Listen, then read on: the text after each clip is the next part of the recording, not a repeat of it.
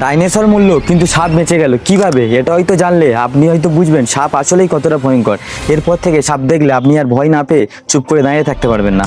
আজ থেকে 6 কোটি বছর আগে পৃথিবীর 75% প্রজাতি এক রাতেই শেষ হয়ে গিয়েছিল।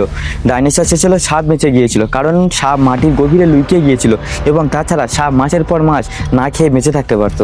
তাই জন্যে সে শুধু ধ্বংসের মাঝেও মাটির নিচে না খেয়ে দিয়ে অপেক্ষা করতে রইলো ধ্বংসটা থামার জন্যে। এবং যখন ধ্বংসটা থামলো এবং পৃথিবী থেকে ধুলো সরলো, তখন তার সামনে পুরো পৃথিবী ফাঁকা।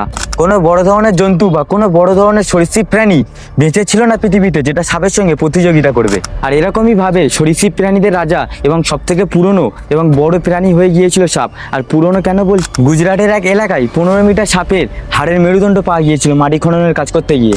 বিজ্ঞানীরা এটাও বলেছেন আজকে 4000 প্রজাতির সাপ সেই আগেকার কয়েকটি সাপেরই বংশধর।